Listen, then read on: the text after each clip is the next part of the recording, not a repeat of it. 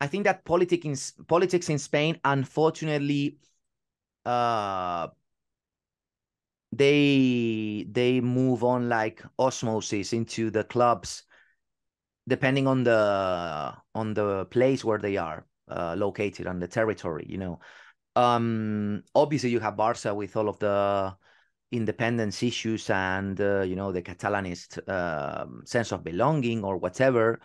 But at the same time, remember, Barca aren't the only team in Barcelona.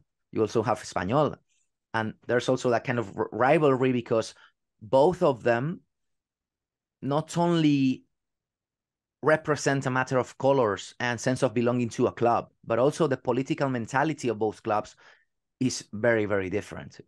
Espanyol tend to be more aligned with, a stronger sense of national pride for Spain, whereas for Barca, all of the different presidents who have come and left, they always try to make Barca into the Més que un club motto, becoming more than a club, trying to associate themselves to all of the political stuff regarding the Catalan independence and whatsoever. And actually, we've had plenty of ruckus with some of its players. Remember Gerard Piqué back in the day? He was put into jeopardy regarding his involvement with the Spanish national team. Okay, so there's always it's like a stray of a stack of hay waiting for the match to be to be thrown into it and everything bursting up into flames. Barca being more identified with this independence, Espanyol as the counter power within the same city. Also Real Madrid, most of the it's quite it's quite hilarious because most of Madrid's Real Madrid fans tend to be more center right on the political spectrum, but at the same time Real Madrid have like a worldwide fan base, and most of them come from Latin America, Asia, Africa, whatsoever.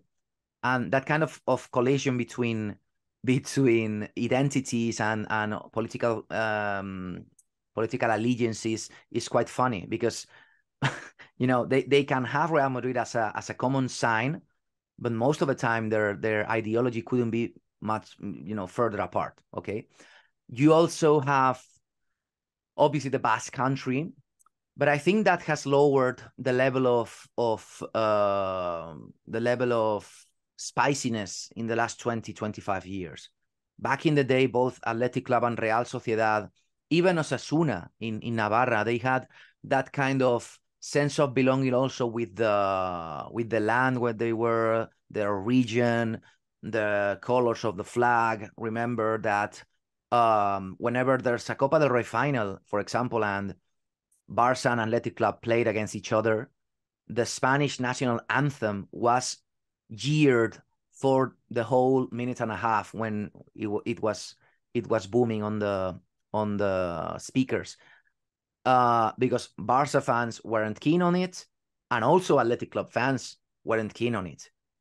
Whenever there's a Basque derby between Athletic Club and Real Sociedad, all of the balconies in the main cities, San Sebastián and Bilbao, are full of ikurriñas, which is the regional Basque flag, because that kind of sense of identity is very strong in the Basque Country. And obviously you have to respect that, especially because in the last 20-25 years it has evolved into something much more healthy. Before that, you had ETA, which was the terrorist organization, killing people and shooting them in the head for their political ideas. But the